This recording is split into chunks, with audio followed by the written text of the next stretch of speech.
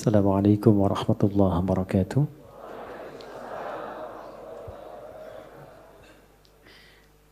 Alhamdulillahi rabbil alamin. Wassalatu wassalamu ala rasulillahil karim. Nabiyyina Muhammadin al-amin wa ala alihi wa sahbihi ajma'in. Wa ba'd. Fa ya ibadallah, usi nafsi wa iyyakum bitaqwallahi faqad faza al-muttaqun. Fala tamutunna illa wa antum muslimun. فقال تعالى يا أيها الذين آمنوا اتقوا الله حق تقاته ولا تموتن إلا وأنتم مسلمون. Jemaah sekalian, alhamdulillah kita masih diberikan kesempatan dan kemampuan oleh Allah Subhanahu wa taala untuk mengisi hari-hari kehidupan kita sampai dengan waktu duha ini di hari Ahad. Semoga Allah Subhanahu wa taala memberkahi kehidupan kita dan aktivitas kita sampai dengan di pagi hari ini. Memohon doa itu begitu penting. Dan bagi insan beriman itu tak putus dengan doa. Jadi ciri insan beriman itu setiap aktivitas kegiatannya akan selalu lekat dengan doa. Karena doa itu nanti punya dua fungsi utama. Yang pertama, senantiasa melekatkan kita agar terhubung dengan Allah di setiap kegiatan. Dengan keterhubungan itu, nanti ada dua feedback yang didapatkan. Pertama adalah perhatian Allah kepada seluruh aktivitas yang kita kerjakan. Karena itu, menjadi fitrah manusia, apapun yang dikerjakan bila menemukan kesulitan. Nah ini, biasanya berdoa kan ya? Mau ujian, berdoa. Ya? Bapak mau tes jabatan, berdoa. Ibu masukkan anak sekolah, berdoa. Ya? Nah, ciri beriman itu tidak nunggu ada masalah baru doa. Kalau itu biasanya cirinya fitrah manusia. Manusia itu begitu sulit, minta. Sudah dikasih mudah, lupa. Nah, ya? Dan kalau sudah lupa, salah. Kalau salah, nggak pengen dihukum. Makanya Allah Maha tahu tuh doanya Rabbana la tu'akhidna in nasina au. Ya Allah, kalau kami lupa atau salah jangan dihukum. Ya kan? Nah, untuk mencegah supaya nggak lupa dan salah, berusaha terkoneksi dengan Allah. Karena itu semua kegiatan kita itu seluruhnya bersanding dengan doa. Tidak ada satupun kegiatan yang tidak ada doanya. Silahkan dicek. Dan itu cuma di Islam. Cuma di Islam. Yang doanya bukan direka-reka ya. Tapi memang betul diberi petunjuk sesuai dengan konteks.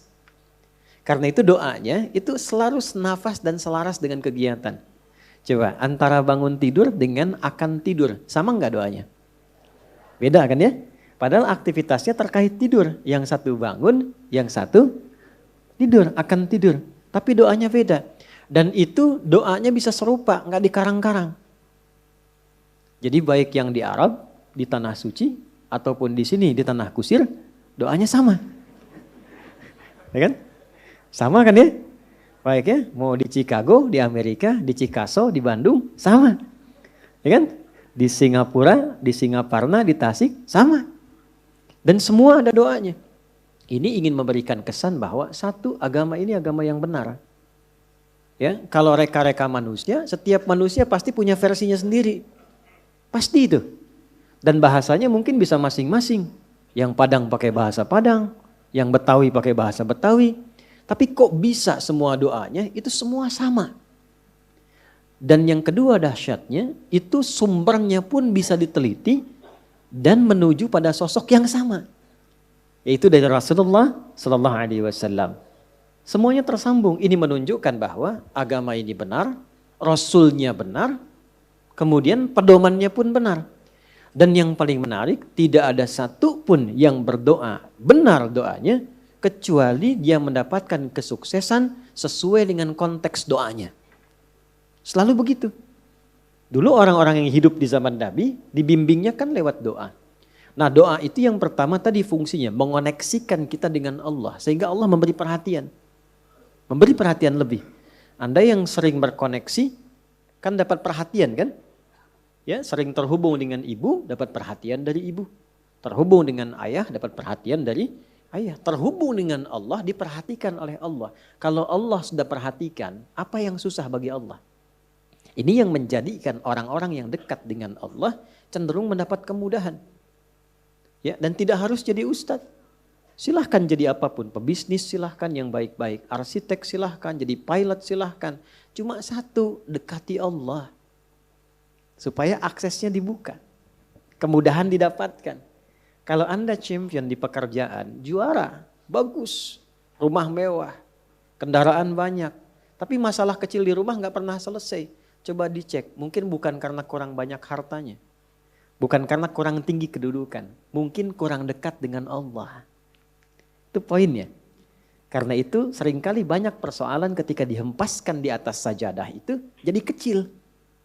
Problem orang sekarang ingin diselesaikan oleh Allah tapi curhatnya ke manusia. Bikin status di media sosial kan. Minta diaminkan lagi.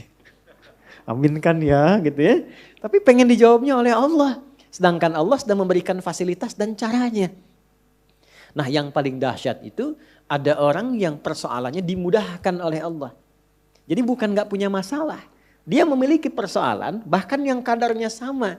Tapi diberi kemudahan oleh Allah untuk mengatasinya. Sehingga seakan-akan ringan saja. Seakan-akan ringan, bukan gak punya masalah. Nah, karena itulah kemudian kenapa saya buka untuk membiasakan ini. Karena ini ada bagian sunnah yang menipis. Ya, ada bagian sunnah yang menipis. Yaitu menyertakan doa dalam setiap aktivitas. Kalau mau diteliti secara psikologi juga, itu ada pengaruh doa pada motivasi diri. Orang yang sering berdoa itu meningkat kepercayaan dirinya. Motivasinya menguat. Sehingga dengan meningkatnya motivasi diri itu cenderung mudah mengatasi berbagai persoalan. Ini poin pertama. Yang kedua, ini yang paling penting yang ingin saya tekankan sebelum kita memulai kajian. Bapak Ibu sekalian, di dalam Islam, doa itu bukan sekedar mengoneksikan diri dengan Allah Sang Khalik, tapi juga mengandung pedoman.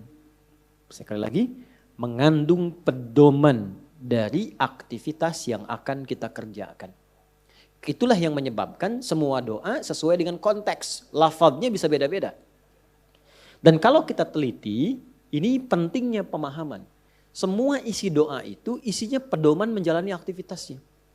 Ya, saya beri contoh begini misalnya. Tadi teman-teman kan masuk masjid ya. Doanya apa? Allahumma ftahli abwaba rahmatik. Nanti keluar doanya apa? Allahumma inni as'aluka min fadlik. Coba lihat, kenapa doa masuk dengan keluar beda? Dan kakinya kenapa beda? Masuk kaki, keluar kaki kiri. Ya, doanya lain kan? Coba. Allahumma ftahli abwaba rahmatik. Kita terjemahkan ya. Jangan-jangan dibaca tapi nggak tahu artinya. Ya, atau dibaca tahu arti nggak tahu maksudnya. Karena ini terkait pedoman. Ya, Allahumma, ya Allah. Itu bahasa halus dari kata ya Allah itu Allahumma. Ya Allah itu sudah bahasa Arab. Ya dengan Allah. Ya Allah itu bahasa Arab. Ya. Dan itu sudah menjadi fitrah manusia. Ya, bahkan jangankan masuk masjid, kepleset aja ya Allah, ya Allah. Ya. Lihat mendung ya Allah kan, ya Allah mendung. Ya kan? Lihat hujan, ya Allah hujan. Ya kan? Itu selalu itu fitrah manusia karena sejatinya manusia itu nggak bisa lepas dari Tuhannya. Ya kan? Nah, kalau kita ingin memohon dengan menghaluskan kata itu, maka ganti katanya dengan Allahumma. Ya, jadi ya Allah kalau digabungkan jadi bentuk halus, apa namanya? Allahumma. Jadi kalau Allahumma itu bentuknya merendah. Tawadhu. Jelas ya? Dia merendah sifatnya. Jadi kalau sudah menyebut Allahumma, kita merendahkan diri kita. Memohon dengan kelembutan. Itu yang dimaksud di Quran surah ke-7 Al-A'raf itu di ayat 205. Wadhkur rabbaka fi nafsika tadarruan wa khifatan wa dunal jahri minal qaul. Kalau mau memohon cepat dikabul, jangan meninggi, merendah. Ya, jadi semakin kita merendah, semakin Allah meninggikan. Jadi orang yang banyak sujud, kenapa diangkat derajatnya? Karena dia banyak merendah. Semakin merendahkan dirinya, semakin Allah angkat. Balik, semakin mengangkat, semakin direndahkan. Kenapa itu? Ya, Azazil itu yang terhormat. Azazil terhormat tuh di alam langit itu terhormat. Ya, runtuh jadi iblis. dan jadi syaitan karena meninggi. Begitu dia tinggi, Allah rendahkan. Itu kan ada dialognya di Quran surah ke-7 kan, Al-A'raf ayat 12. Dibaca enggak Qurannya? Ya. Qala ma mana'aka alla tasjuda idh amartuk. Dia berkata, ana khairum minhu. Ya, qala ana khairum minhu, khalaqtani min narin wa khalaqtahu min tin. Allah menyampaikan, kenapa engkau tidak mau hormat kepada Adam ketika aku perintahkan? Bukan masalah sujudnya. Enggak penting sujudnya kata Allah. Yang penting itu yang perintahkan saya. Kenapa enggak patuh? Maka iblis mengatakan, ya, saya lebih hebat dibandingkan dengan Adam. Bukan levelnya yang dicipta dari tanah, mesti hormat kepada yang dicipta dari api, mesti hormat kepada yang dicipta dari tanah. Maka ketika dia meninggi, Allah rendahkan. Ya. Dan ketika seseorang merendah, Allah tinggikan. Maka dari itu, kalau ingin berdoa cepat dikabul, maka merendahlah di hadapan Allah. Jangan membawa ketinggian, merendah. Mohon dengan kelembutan. Maka ketika masuk, Allahumma ftahli abwaaba rahmatik. Kita merendahkan diri kita. Ya, kalau Bapak Ibu mau cek, coba jalan-jalan ya, napak tilas ke jejak masjid-masjid dibangun di tempo dulu. Itu ada masjid di Cirebon yang dibangun Sunan Gunung Jati itu pintunya sedikit dikebawahkan tuh. Coba kalau cek ya, kalau nggak percaya. Ya, kan sedikit dikebawahkan kan? Makanya masuknya tuh agak ke bawah kan? Itu sudah ngasih pelajaran. Jadi orang dulu itu pelajarannya simpel, nggak banyak ceramah, tapi langsung dipraktekkan. Kenapa? Di antara dasar pemahamannya, filosofinya, itu menerapkan konteks ini. Masuk dengan merendah, masuk ke rumah Allah kok meninggi. Ya kan? Walaupun Anda pejabat, punya kedudukan, punya harta, tapi statusnya di masjid hamba Allah. Ya, terlambat ya belakangan, jangan ngotot saf pertama. Ya.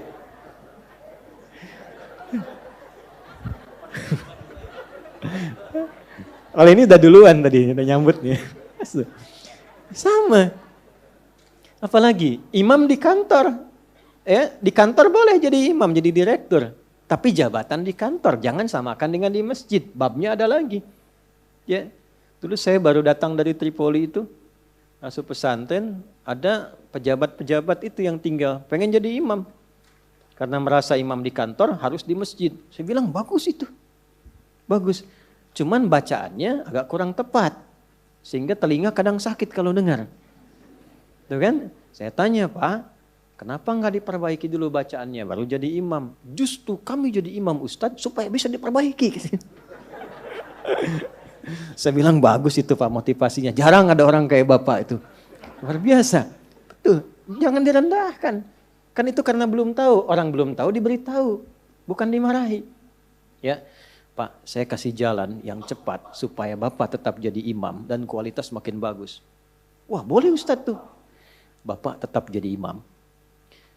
Nanti sebelum sholat, dicek dulu Pak bacaannya. Santri nanti saya siapkan. Insya Allah begitu naik jadi imam, jadi lebih bagus. Betul itu Ustadz. Nah, sambil dicek, Bapak ngimaminnya duhur dan asar dulu. Biar saya yang handle maghrib, isya sama subuh gitu kan. Tapi sepakat, yang penting kan gak turun status. Ya kan? Ya tetap imam. Ya kan? Kadang psikologi kan begitu. Yang penting gak turun status. Dan kita mendahulukannya, Bapak tetap imam Pak. Ya kan? Nah imamnya zuhur dan asar. Alhamdulillah. Begitu maghrib, isya dan subuh kita gantian sama santri. Kualitas bacaan lebih dibagusin. Ya, begitu sudah bagus kita dorong, Pak silahkan coba maghrib. Gak usah lah ini aja yang udah ada. Nah itulah dakwah. Itulah dakwah. Nah itu merendah. Nah Allahumma merendah. Iftahli, mohon bukakan untukku. Personal. Kenapa coba personal bukan iftahlana? Ya, gak ada orang masuk masjid dia sendiri Allahumma iftahlana, gak ada. Selalu iftahli. Saya belum pernah dengar orang masuk masjid, Allahumma ftah lana, lana, gak ada. Tahli. Abwaaba rahmatik. Li kan untuk pribadi kan. Nah, kemudian yang kedua, yang ketiga, Allahumma iftahli, yang ketiga, abwaaba. Abwaaba itu jamak dari bab. Bab itu pintu. Kok bisa jamak pintunya? Saya tanya, ibu waktu masuk ke dalam masjid, lewat satu pintu atau banyak pintu? Satu pintu, nggak ada ibu masuk balik lagi lewat sana lagi, balik nggak ada, satu pintu. Kok bisa masuknya satu pintu, tapi mintanya banyak pintu? Baba rahmatik. Nah, ini rahasianya. Baik. Nah, saya mau bagi sedikit sebelum kita mulai, tapi tolong catat ya. Catat betul-betul. Ini rahasia di antara kita. Bapak Ibu sekalian, rahmat itu di Quran dan juga dalam hadis setidaknya punya 3 makna utama. Ada 3 makna. 1, solusi dari berbagai macam persoalan hidup. Saya ulang, solusi dari berbagai macam persoalan hidup. Itu diantaranya ditemukan di Quran surah kedua Al-Baqarah di ayat 157.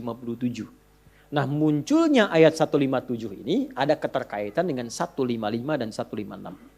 Persoalannya di 155, sabarnya 156, solusinya 157. 155 wala nabluwannakum bisyai'im minal khauf wal ju' wa naqsim minal amwal wal anfus wath thamarat wa basyiris sabirin. Sabarnya 156, alladzina idza asabathum musibah qalu inna lillahi wa inna ilaihi raji'un. Ayat 157-nya, ulaika 'alaihim salawatum mir rabbihim wa rahmah wa ulaika humul muhtadun. Itu ya. Baik. Rahmat yang pertama, solusi dari berbagai macam persoalan kehidupan. Baik kegelisahan. Jangan dikira yang hadir di sini tenang semua. Ini walaupun wajahnya kelihatan senyum-senyum, hatinya ada yang gundah. Ada yang baru ditolak saat mau lamaran, mungkin kan? Lamar kerja maksudnya. Ya? Ada yang mungkin sedang kesulitan di rumah tangga, pengen dapat ketenangan, khauf. Gak bisa dihindari. Tadi aja kan udah lihat-lihat jam nih, Ustaz datang enggak gitu kan? Padahal saya secepat mungkin bisa ke sini tuh. Ya enggak singgah di rumah, cuman ke kantor ganti pakaian langsung ke sini. Hampir enggak tidur saya semalam itu. Alhamdulillah. Ya, tapi kan yang khawatir Anda. Wal ju' kan ada yang lapar. Awal-awal dari subuh ke sini sarapan aja belum kan? Lihat-lihat yang jualan enggak depan kan? Itu gak apa-apa. Wa naqsim minal amwal. Ada yang mungkin baru kena musibah di kantor. Proyek misalnya, ada yang gak lulus. Ada utang belum dilunasi, cicilan masih nyari solusi. Ada yang demikian. Wal anfus, ada yang sakit, mungkin kerabatnya datang supaya cari wasilah. Allah kabulkan doanya. Ada yang ngejar ustadz supaya minta didoakan. Ada. Wat thamarat. Itu kalau buka mushaf diartikan buah-buahan. Itu sebetulnya bahasa kiasan, cara bacanya, memahaminya dengan balaghah. Kalau baca terjemah nanti kurang nyambung. Kalau buah-buahan berarti yang diuji cuma tukang buah. Tukang sayur tidak. Ya. Itu cara bacanya pakai ilmu balaghah, pakai majaz. Maksudnya apa? Kalau buah itu kan didapatkan, dipanen saat mulai pertama kali merawat benih kan? Nanam, dijaga dari hama. Tiba-tiba besoknya mau dipanen, malam-malam diambil orang. Antum yang ikut tender, kualifikasi antum yang jelas. Tapi pengumuman orang lain yang ngambil. Itu maksudnya. Ada orang-orang yang kehilangan sesuatu setelah dia berusaha keras mendapatinya. Harusnya dia kok yang dapat orang. Saya mau tanya pada Anda. Biasanya kalau situasi begitu pelariannya kemana? Tuh. Ya, cari yang paling kuat kan doa itu kan yang bisa memberi solusi kan. Doa itu kan minta. Nggak mungkin minta pada yang diduga nggak bisa ngasih. Dan puncak pemberian itu pada Sang Maha Pemberi, yaitu Allah, Wahhab, pemberi tanpa batas. Nah Allah memberikan tempat-tempat spesial yang kalau minta hati lebih khusyuk. Beda antara minta di kendaraan di rumah dengan di tempat ini. Tempatnya lebih tenang, saat masuk saja suaranya sudah lain, aura sudah beda. Apa nama tempatnya? Masjid. Makanya Bapak Ibu masuk masjid ini rasanya sudah lain. Dengan rumah sendiri tenang mana dengan masuk masjid? Masjid. Masuk rumah semewah-mewahnya, tenangnya nggak sama dengan masuk masjid. Begitu dibuka tenang gitu. Masya Allah. Baru masuk kalau punya masalah kadang-kadang sudah terasa dalam. Nangis kan sholat 2 rakaat. Nyender ke tembok, tidur aja. Ya, tenang. Itu. Dulu di Jepang dulu begitu ada cerita, kawan saya sedang cerita itu, kan tingkat bunuh dirinya tinggi karena stresnya tinggi. Ternyata kaya itu tidak menjamin bahagia. Maju tidak menjamin bahagia, kan negara maju. Tapi indeks kebahagiaannya belum tentu didapatkan maksimal. Bunuh dirinya banyak, Pak. Saya pernah lewat satu tempat itu yang tiap hari selalu ada 1-3 orang bunuh diri di situ. Itu masih biasa, Ustaz. Ada satu tempat X lah, saya tidak sebutkan, ya. X. Itu tiap hari mayat bergeletak di mana aja. Sampai akhirnya wali kotanya punya ide, tapi ini nggak harus ditiru. Nyari solusi yang belum kedapati. Dibikin satu tempat di lokalisasi. Kalau mau bunuh diri di sini aja. Waktunya diatur. Jam 9 sampai jam 11, jam 2 sampai jam 3. Kalau lewat situ datang, tunda besok. Diatur. Ya. Ini kisah nyata, satu kali ada orang kemudian pengen datang ke situ ketemu sama orang Islam. Mau kemana, Pak? Bahasa kita lah, bunuh diri katanya. Jam berapa? Jam 1. Ini kan belum. Belum, ikut saya aja dulu. Takut terlambat nih, bener. Takut terlambat. Nanti kalau Anda merasa rugi, saya ganti apapun itu. Akhirnya ikut. Begitu ikut dibawa ke masjid, ya Allah. Dibawa ke masjid. Itu cuman duduk tunggu di luar, sedang ada pengajian. Duduk, begitu masuk, duduk ketiduran. Tidur, selesai pengajian, dilihat lagi sama yang muslim ini. Kok enak banget tidurnya. Ya kan? Tidurnya, mau dibangunin gak enak, sampai lewat lah batas bunuh diri itu. Karena lewat gak enak, dibangunkan, bangun katanya, wah bangun kan. Begitu bangun, minta maaf lah si muslim, saya minta maaf betul-betul. Karena melihat Anda begitu nikmat tidurnya, saya tidak mampu membangunkan Anda. Ini sudah lewat jam bunuh diri katanya. Tapi menariknya kata orang ini, gak apa-apa. Ini tempat apa katanya, tempat apa? Ini masjid. Kenapa? Saya itu ingin bunuh diri karena saya sudah berhari-hari gak bisa tidur. Jadi dia menyimpulkan kalau bunuh diri itu udah mati, udah tidur aja. Gitu, saking gak bisa tidurnya. Tapi kok bisa di tempat ini bisa tidur? Dia belum kenal jamaah Andor.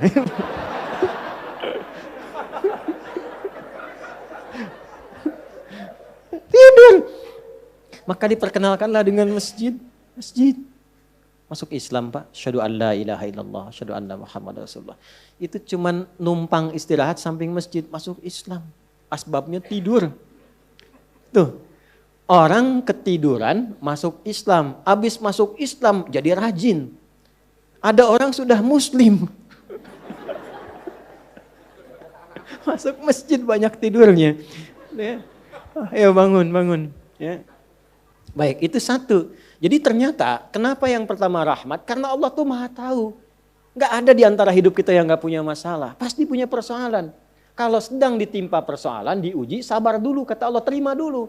Karena hakikat dari ujian itu untuk meningkatkan kualitas hidup. Dan gak mungkin diuji kalau gak mampu. Gak mungkin. Kaidahnya kan jelas. La yukallifullahu nafsan illa. Jadi kalau ada ibu sedang diuji masalah sekarang begitu berat. Memang yang mampu cuma ibu, Bu. Saya gak mampu. Karena saya gak mampu, saya gak diuji. Maka berbahagialah ketika Allah lebih memilih ibu dibandingkan dengan saya. Sabar dulu. Dan hikmahnya apa? Ada nanti sesuatu yang besar di depan yang butuh kesabaran lebih. Kalau yang sekarang gak lulus, ke depan itu sulit untuk dihadapi. Karena itulah ditingkatkan kualitas terima dulu, tapi kan gak usah lama-lama. Ya kan? Allah maha tahu itu, jangan lama-lama, terima dulu, datanglah kemudian mohon solusi. Kemana datangnya? Masjid.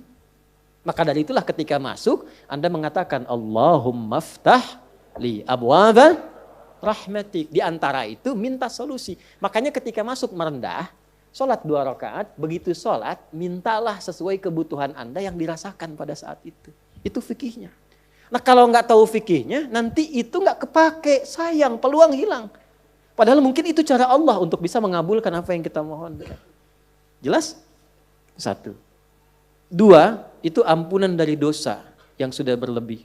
Namanya israf. Quran surah ke-39 Az-Zumar di ayat ke-53. Qul ya ibadiyalladzina asrafu ala anfusihim la taqnatu mir rahmatillah. Innallaha yaghfirudz dzunuba jami'a. Duhai hambaku, tuh masih disebut hamba. Siapa di antara kita di sini yang merasa tidak punya dosa? Boleh angkat tangan. Boleh, silakan. Saya selesai pulang. Pasti setiap kita merasa itu. Dan tidak sedikit orang-orang yang ingin taubat itu mencari tempat. Nah, tidak ada tempat yang paling ideal kecuali ke masjid. Kalaupun gak ada orang, gak apa-apa. Datang, masuk. Masuk, Pak. Mungkin yang menghambat rezeki itu dosa. Yang menghambat perbuatan belum bisa jadi baik, dosa. Ya, mohon maaf, dengan berbagai jenisnya. Dengan berbagai jenisnya. Maka yang terbaik apa? Datang ke masjid. Datang ke masjid. Ya. Ini kisah nyata di masa lalu. Makanya sering baca tuh yang baik-baik lah, kisah salafus saleh, orang-orang saleh di masa lalu.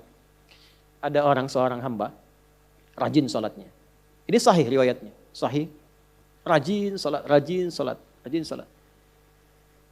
Tapi yang menarik tertuliskan, ya, ketika malaikat itu mendapat informasi, di aras tertuliskan. Ini termasuk bagian dari ahli neraka. Tapi salat. Perhatikan. Ini nanti terkait juga dengan hadis, kalau Anda baca Al-Arba'in, nomor hadis yang keempat itu. Ya, terkait dengan bab takdir.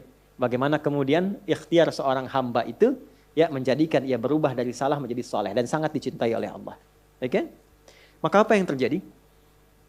Bapak Ibu sekalian, tiba kemudian, si malaikat itu, ini kisah sahih yang sampai, lalu menyampaikan, kasihan pada orang ini, kok kelihatannya ibadah tapi tertulis ahli neraka. Maka disampaikan dengan cara yang Allahu a'lam, apakah menyamar atau bagaimana, tuliskan. Kamu kok terus-terusan sholat? Padahal belum tentu baik di mata Allah. Belum tentu menjadi bagian ahli surga. Perhatikan jawabannya. Tujuan saya sholat ini bukan karena surga atau neraka. Tujuan sholat ini bukan karena saya dipandang baik atau buruk. Tapi tujuan sholat ini saya ingin mengagungkan Allah Subhanahu wa ta'ala. Perhatikan. Dan nanti ini menjadi cara bagi seseorang yang ingin bertobat. Jadi kalau ingin bertobat, tobatnya ingin benar, carilah perhatian Allah. Yang penting ridha Allah. Terus saja tobat sampai merasakan kenikmatan tersambung dengan Allah. Itu maksudnya.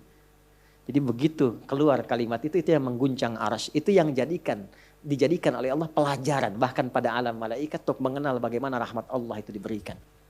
Mudah bagi Allah membuka, merubah, memutar, mudah. Tapi Allah ingin memberikan pelajaran bahkan di alam malaikat bagaimana kasih Allah diberikan. Begitu kalimat itu muncul, apa yang terjadi? Maka berubahlah di arasy namanya menjadi ahli surga. Ini riwayat sahih. Berubah menjadi apa? Ahli surga. Padahal Allah tuh maha mengetahui, gampang aja tinggal dirubah ahli surga, tidak. Tapi Allah ingin memberikan informasi bahkan di alam langit kepada para malaikat betapa tingginya rahmat Allah memberi kesempatan pada setiap hambanya untuk kembali kepada Allah dalam kebaikan. Dan itu disebut hamba. Disebut hamba. Karena itu Allah begitu mencintai ketika ada pelaku maksiat, dia pengen taubat, itu begitu dicintai. Dan statusnya naik lebih tinggi. Ini yang menyebabkan ayat ini turun. Qul ya ibadiyalladzina asrafu ala anfusihim. Ini yang menyebabkan itu menunjukkan rahmat Allah. Hai hambaku, betapa besar pun kau pernah berbuat dosa, sepanjang masih hidup belum tiba ajalmu, jangan pernah putus asa untuk mendapatkan rahmatku. Pakai rahmat. Rahmat di sini mencakup Rahman dan Rahimnya Allah Subhanahu wa taala. Karena itu kalau Anda pernah berbuat salah, kita, jangan malu untuk kembali. Kalaupun malu dilihat orang, Allah menyiapkan tempat yang tidak semua orang bisa ke situ. Datang ke masjid. Mohon, minta salat 2 rakaat. Minta kebaikan kepada Allah. Sampai hati mendapatkan ketenangan. Jelas di sini? Baik. Dan yang ketiga, ini yang paling juga banyak dimohonkan. Ya. 1, solusi. Yang kedua apa?